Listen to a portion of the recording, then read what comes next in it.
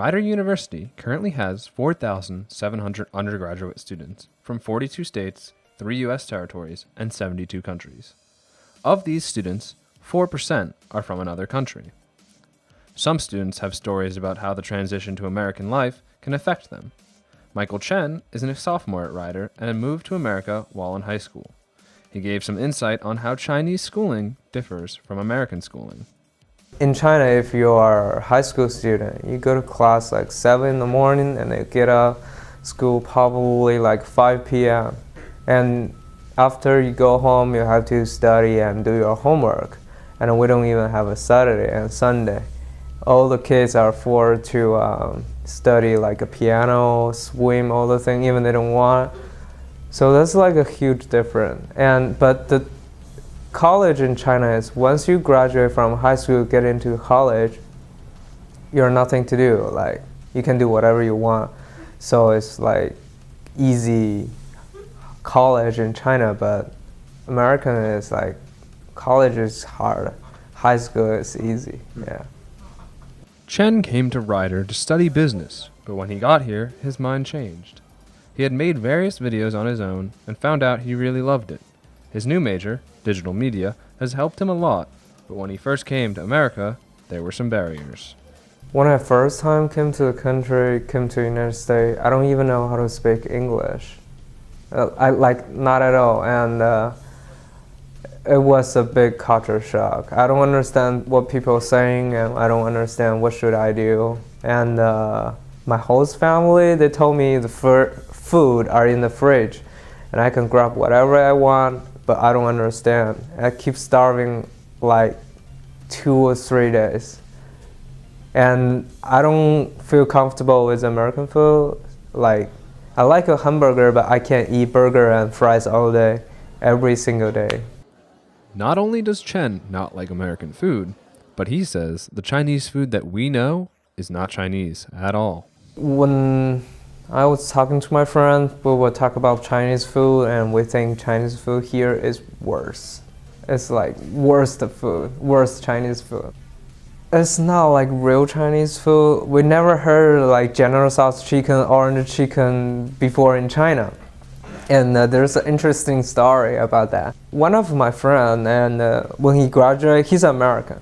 And when he graduated, he really loved China. He loved Chinese food. So he found a job in Shanghai. And he went to Shanghai 1 year. And he couldn't stand. And he ran back, and people asked him why you can't stay, and he said, I can't find a General Tso's chicken and orange chicken in Shanghai. It's not exist. Chen has many stories like this about the culture differences between China and America, but one stands out as more serious than the rest. I have a physics class before, and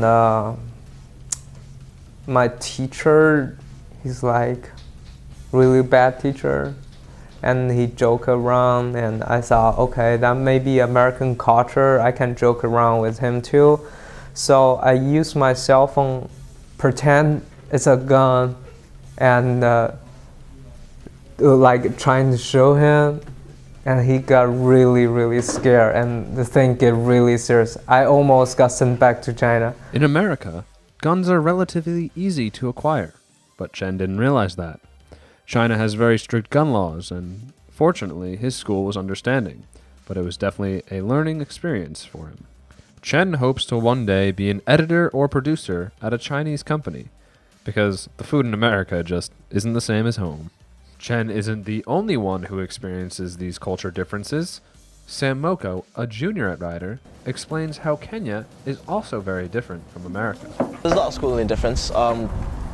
Schools in Kenya, in terms of communication schools in Kenya, I don't think there's a single school in Kenya that is close to the magnitude that Rider University has, or schools in America generally have.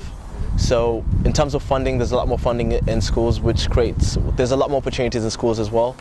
But in terms of Kenya, the best schools are heavily funded that usually are business schools, and a lot of kids in Kenya go for business courses as well.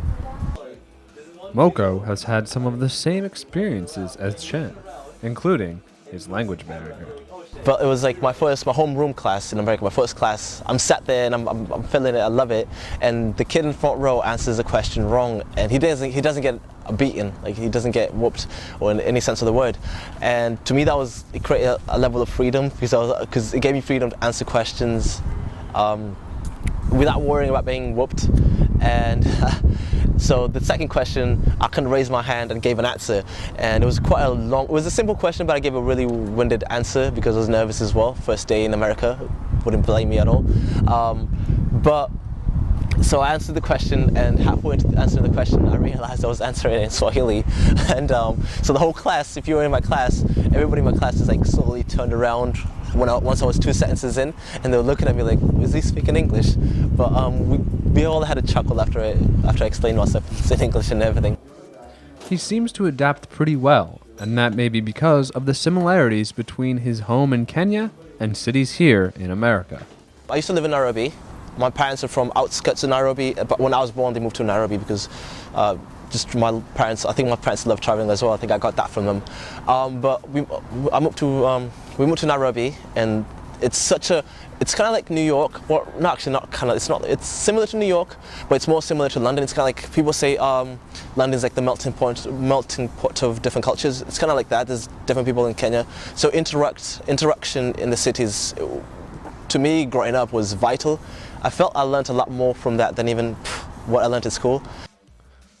Both Michael Chen and Sam Moko have had to adapt to a different culture, but overall, it has been an experience that has helped them in the long run. By learning more than one culture, they have shown it is a difficult task to get used to. For Run 100, I'm Chris Neurohr.